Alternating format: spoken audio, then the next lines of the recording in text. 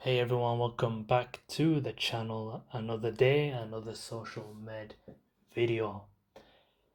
And so today we continue today's topic. It is maternal and child healthcare.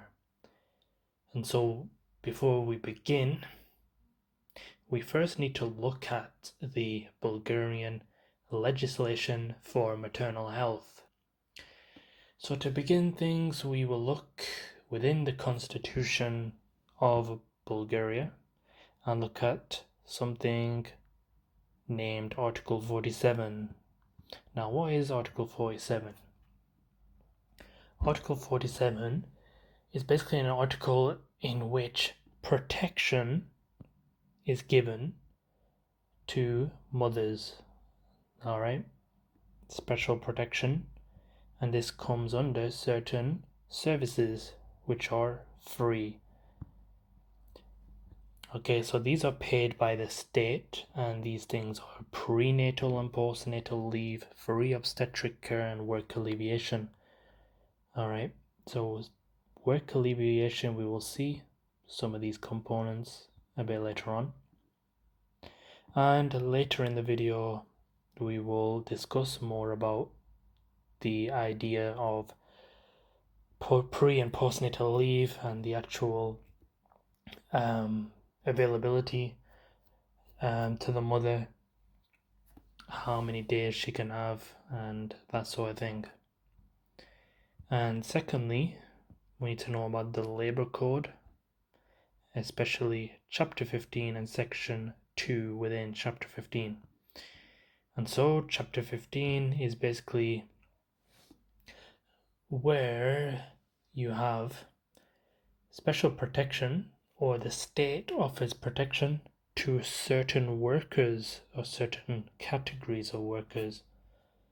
So this is kind of vague, and so they have Section 2 within it, and Section 2 basically says that there will be special protection for women workers, and especially this is pregnant and nursing women. So women should have resting rooms for resting, of course. They should be able to have job reassignments in the case that the employer can't keep them at the job for whatever reason. And they should have the ability to work at home for whatever reason, again, perhaps pertaining to their pre or postnatal leave. Alright. So that's the idea within Article 47 and Chapter 15, Section 2 of the Labour Code. So these are some of the legislative documents within Bulgaria. Well, that isn't all. There are a few more we need to know.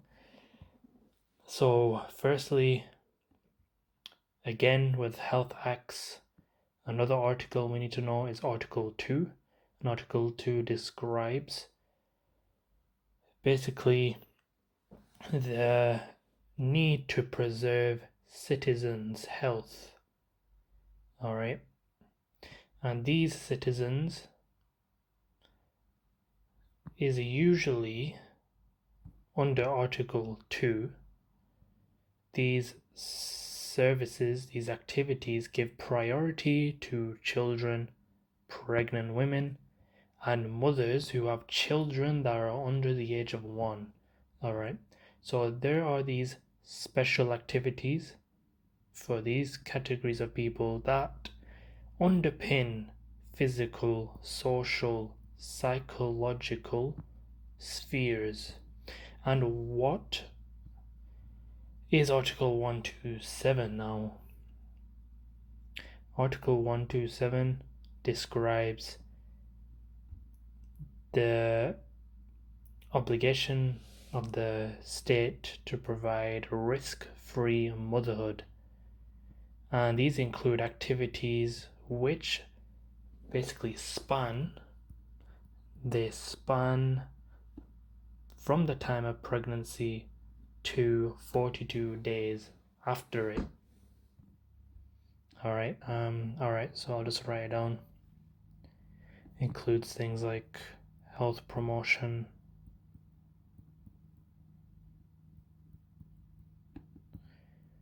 things like prophylaxis of the dangers of, let's say, abortion, things like training for baby feeding,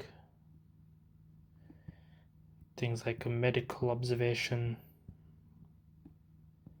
prenatal diagnostics,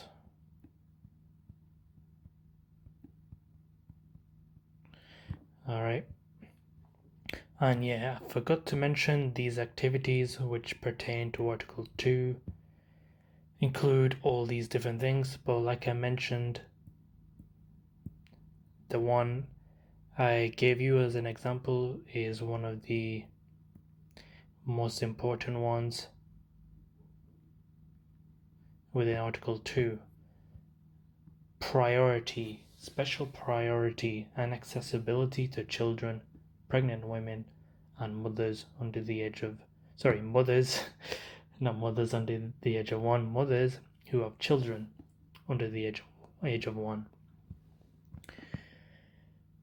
Alright, so nursing care for health insured women. So what do uninsured women get?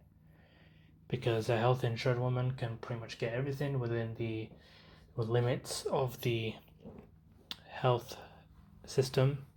So for uninsured women, they can get 1 free prophylactic exam.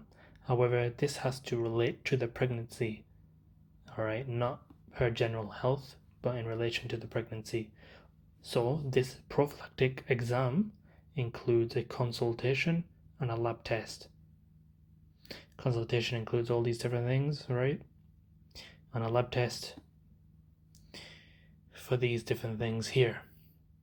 Now, this also includes uninsured women have the ability to have a choice in which hospital they want to deliver, alright? So if a woman wants to deliver at hospital A and not hospital B, then they have that ability to do so. And they have the ability to have free nursing care. Alright, so those are the additional things that are available to health uninsured women. Now, what are the main principles and rights? Okay, main principles and rights for pregnant women. Basically, we can narrow this down to 3 main principles, one of which is family planning. A woman has a right to decide if she wants children and when she wants to have it. Alright, so this is the idea of family planning. Now, family planning includes the couple deciding how many children do they want, and this includes the ideal number, the desired number, and the planned number. The difference here is the ideal number of kids is basically if money wasn't an object, if you didn't have to worry about socio-economic factors, if you have unlimited money, how much kids would you like? And the normal, so not the normal, but the common answer which people will say, according to the lecturer, is 3 to 4 kids. So that's ideal. What about what do couples wish? So wish means for the future, and within the current socio-economic status. So this is in the limits of the couple's finances. So we are taking this into account, which ideal does not. We're taking into account finances. They usually say 2 to 3 kids. However, in reality, the planned amount, planned means how many kids do you want, like right now or within the next few days, because you're about to put this into reality. How much kids you actually want, no longer daydreaming. How much do you actually want? Again, we are taking into account current socio-economic factors, so finances, so your finances are under consideration here, and the common answer is 1 to 2. So that is your ideal, desired, and planned. So if a question comes up saying what is ideal family planning, desired family planning, or planned family planning, or ideal number of children, desired number of children, planned number of children, these are your definitions. And now, what is the time interval before you should have kids and between having kids? Now, before, we can actually have another term for this. This term is the propagenic interval. This basically means that the time between the start of the marriage and the first child you have, so basically the time in which you have your first child, but starting when you get married, when you get married, should be 2 years. This is the propagenic interval, 2 years. Now, to make things even more easier for you, before and between is the same answer. So before you have kids should be 2 years, the propagenic interval that is, and between having kids, should also be 2 years, because 2 years allows enough time for the mother to heal and to be in the optimal health status, and not also to heal, but also to spend quality time with that first kid. Quality time. So the reason why you take 2 years is for healing and optimal condition and quality time. So that is your first principle. The second principle is the role of medical professionals. What is the role of medical professionals when it comes to pregnancy in general? Alright.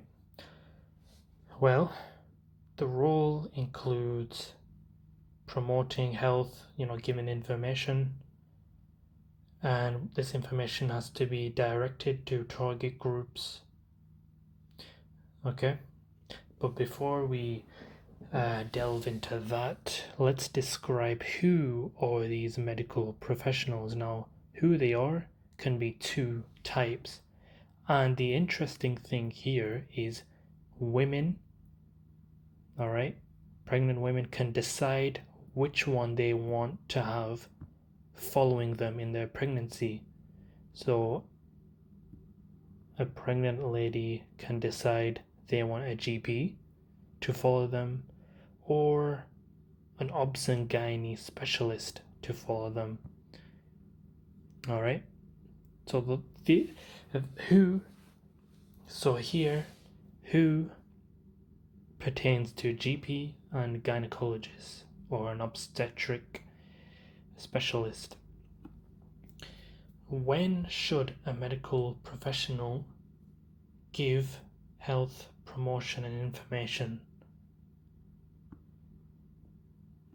When should be at birth. Alright, as soon as the kid is born, you should give information to to target groups, the parents especially. All right. And from the parents, they can direct this information to the kids.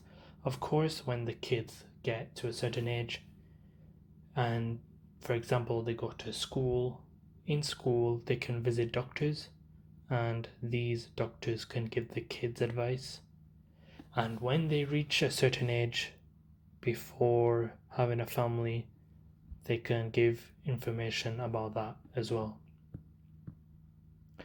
How and how, well, according to the lecturer, back in the day, he mentioned information of this nature can, well, it can range from the toys till the clothes the kids wear, and a whole range of different things you can play about with when taking care of the kid. All right, that comes under healthcare. And finally, the best age for childbirth generally is from 20 to 30 years. Under 20 is a bit premature for the woman and can be harmful. Above 30 years can open some opportunities for some congenital diseases. All right, so that's the idea here. What are the main principles and rights for women? Like I mentioned, women have the right to choose if she wants a GP to follow her or an obstetrician. And usually most women choose an obstetrician. All right. So basically here, every month a doctor, a GP, has to see you after your pregnancy has been confirmed. So when you have your pregnancy, when you have your child, sorry, no, that's not right. When you have detected you're pregnant, every month you should see the doctor. Well, the doctor will call you to see him, and in the last 45 days of the pregnancy, the doctor will see you 2 or more times a week. All right. Now, this isn't the only type of following that can occur. You can also have genetic counseling as well. This is for more riskier pregnancies in which the woman is over 35 years old or the partner, the male, is over 50 years. Genetic counseling. Now, in order to visit a gynecologist, and when it's compulsory, so these are more risky pregnancies, you have to see a gynecologist if you have one of these conditions which constitute a risky pregnancy. All right, like we mentioned here, under 20, over 35, history of diabetes, long time infertility, previous complications.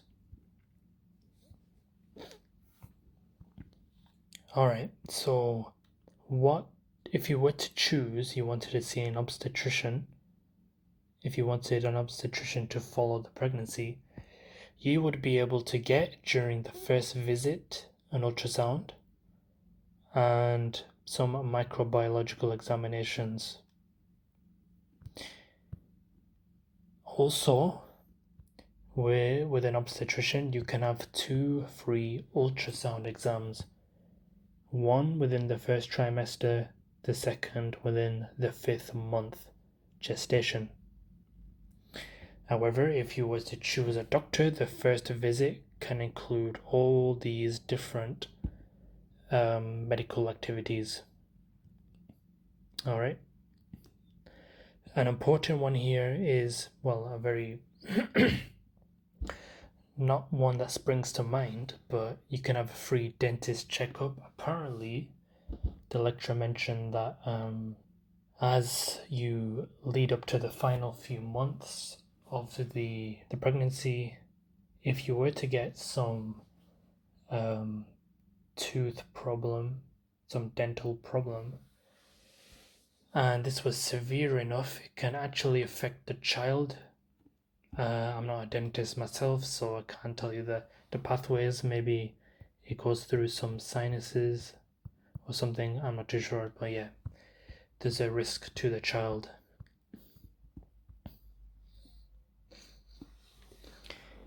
So yeah, like I mentioned, 2 free ultrasound exams.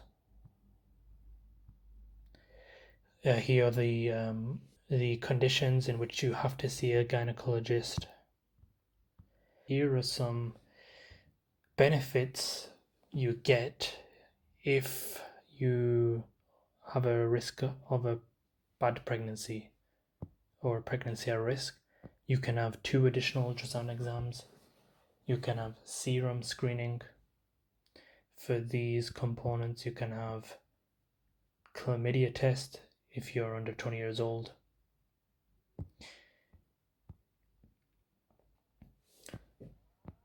How or what are the conditions needed for you to be obligatory to go to hospital? If you have pain, edema, bleeding, and vomiting, of course, when you're pregnant, you have vomiting, but 5 to 10 times a day, then it's a problem. Okay, so folic acid.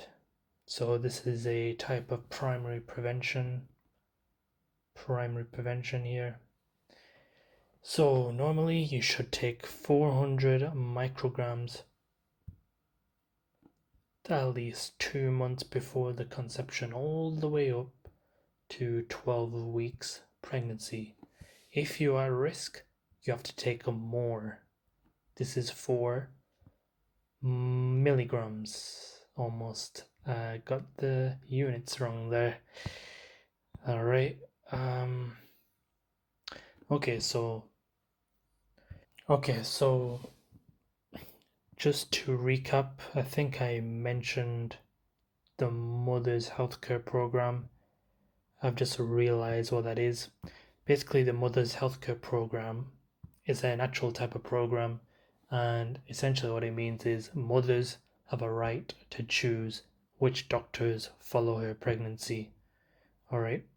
So this is basically this. All right. Just to mention that to you. All right. And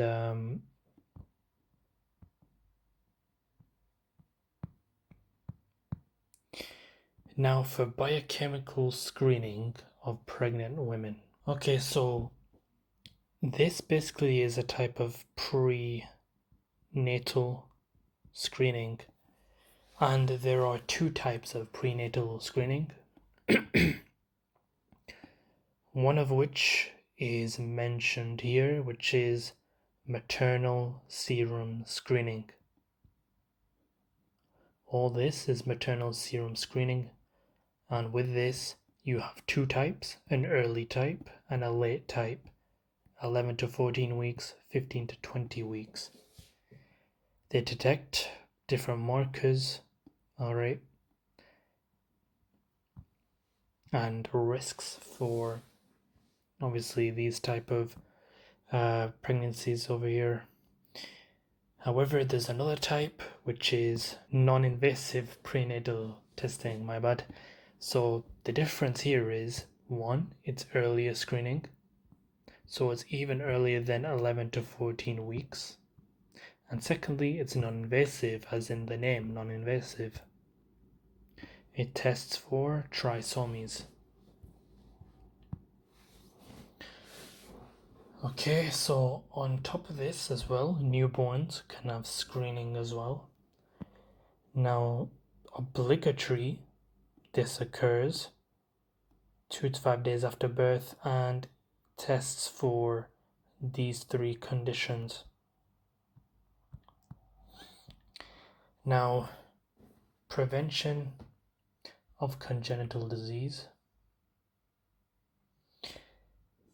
Here you have primary and secondary prevention.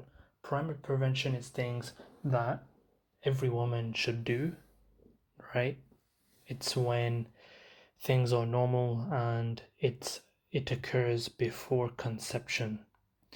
So you should take folic acid, of course, and seek health information. However, in secondary prevention, this is things that occur after conception, and it's for riskier pregnancies. Now we can split this into before and after birth. So before birth, here the woman would have obligatory prophylactic exams, biochemical screening, of which we have seen the biochemical serum screening, and the selective screening as well, prenatal selective screening, trying to test for those specific congenital diseases such as trisomy and that of the like. And next you have things to test after birth. Here you have newborn screening, of which we have already mentioned here, phenyl, ketone, and all these other conditions. Selective screening and prophylactic exams. All right. So these are your congenital disease prevention types. Alright, now this is where things get interesting. So yeah, this took me a bit of time to kind of decipher. I can't say for 100% if I've got this right, but it sounds right to me, but you never know. So within motherhood, you can have paid leave, and in order to achieve this, the woman needs to have 1 year's at least work experience, and she needs to be insured. Now, as you can see here, paid leave constitutes 410 days, of which can be split in 2 portions, one of which is 135 days, second of which is 275 days. Now, what I'm thinking here is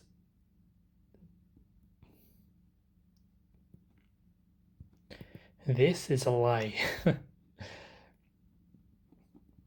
This 90% of insurable income, I think this comes under the 135 days. The reason I'm saying this is because the NII, the National Insurance Institute, give basically their own compensation type if you were to extend your paid leave, minimal salary. All right, you'll have minimal salary for this option. So let's visualize this on a timeline that I've made. All right, so let's start with 135 days here.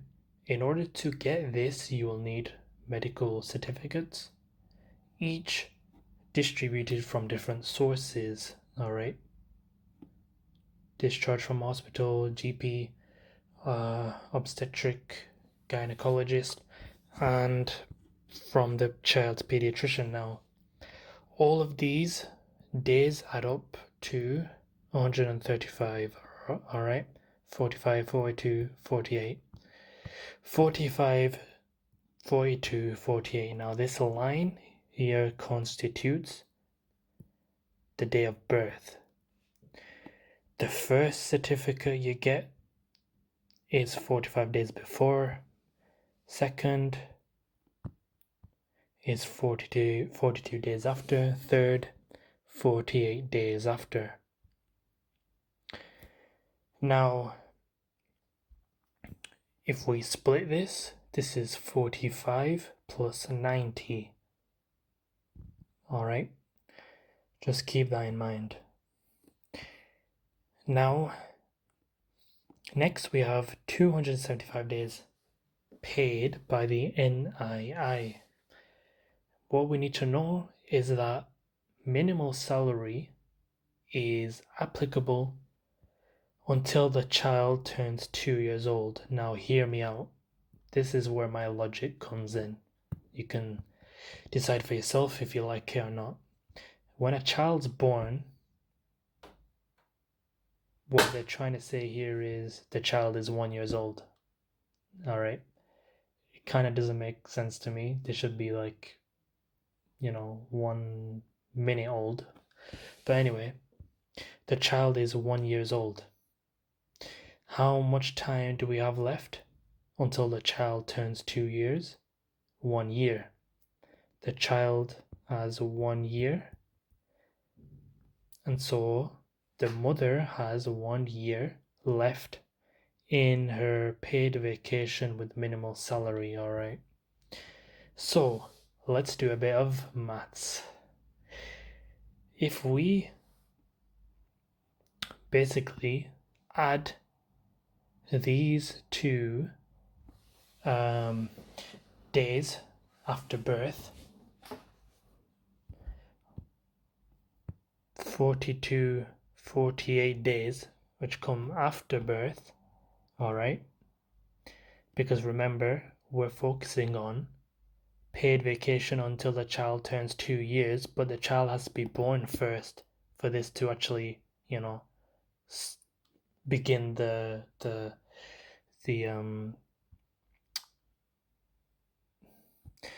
time duration for this to occur.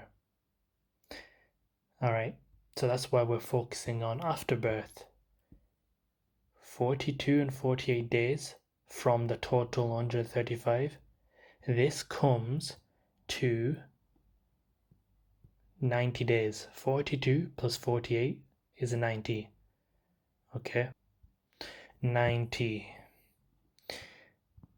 And what about the other type of paid leave? Alright, 275 days. If we add these 2 days up, what do we get? 90 plus 275 from the NII. 275 plus 90 is 365. Alright, what's that? That's 1 year. After birth, you're 1 year old plus 1 year. What do you get? You're 2 years old. What is that? That is the NII's maximum limit for their minimal salary. Okay, hopefully I didn't lose you there. So the minimal salary, this lecture is saying 250, but it's an old lecture. I heard in the lecture that the professor said it's around 380 lives. But one thing for sure, it's not 90%. This 90%, like I said, I think it comes under 135 days. But that's my opinion. Obviously, if you don't think this is the case, then feel free to do whatever you think is right. Now, obviously, the woman doesn't have to decide to take the extra year out to, look after the kid. She can go back to work if she wants and receive her normal salary. Or she can, apply for the cash compensation through the National Insurance Institute and receive the cash payment. Now moving on to another program dedicated to child healthcare. The name of this literally is Child Health Program. Child Health. As you can see here, Child Health. This it comes from the NHIF and it's dedicated for kids age 0 to 18. The reason this is because this age span is the most rapid developing period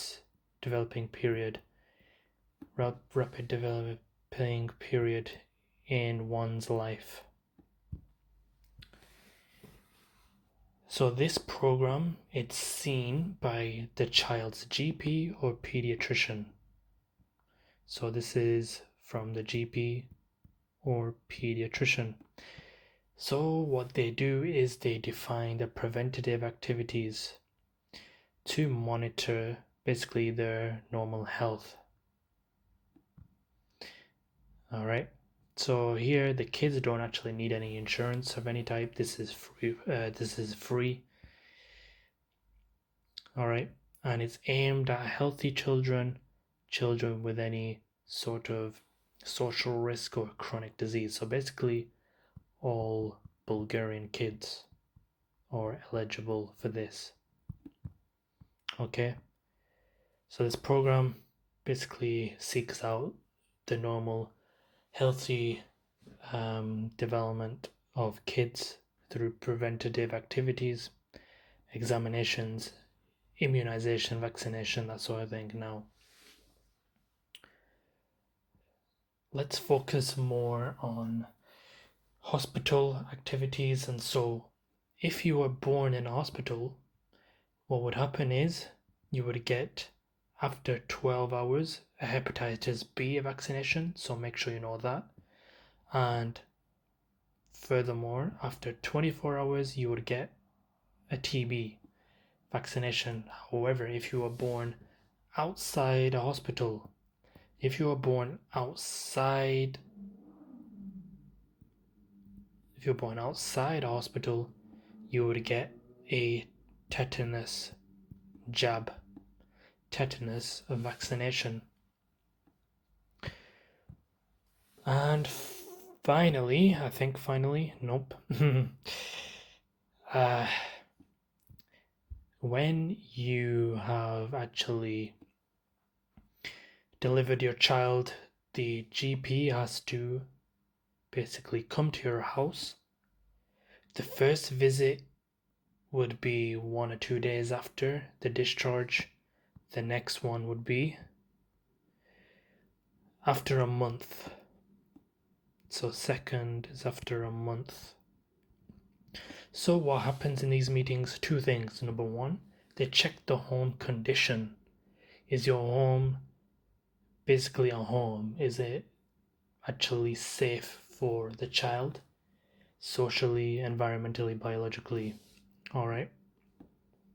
Secondly, they check if your carers or your parents actually competent. Are they crazy? Or actually are they well prepared to carry out and deal and handle the kids? Now finally, child healthcare can be split into these periods, and like I mentioned, of course, number one, it's the period of rapid developing stages. But in each one of these periods, there's a new risk factors. And so the GP has to be there for all of these new risk factors you'll see. So obviously around about sexual maturity, there'll be risks of STIs. So yeah, the GP has to be there. Prevention in each period, primary and secondary, as you already know. Primary is all about good promotion and prevention of disease, so specific can be vaccinations, vitamin D. And by the way, I forgot to mention, this is all for the children that are under 1 year old. We need to vaccinate these kids. We need to give them good hygiene, generally. Secondary, we need to, now this is if they actually need it, screening and prophylactic exams. When you see secondary, this is for risks. This isn't normal. Primary is normal. Secondary is abnormal. Whew, that was a big one. All right. And so this concludes the 6th lecture of maternal and child healthcare. Hopefully, tomorrow I will release another lecture, being the 7th one on health policy. And so, yeah, I'm going to leave it there. Thank you if you did tune in, and I hope it made sense. I'll see you in the next video.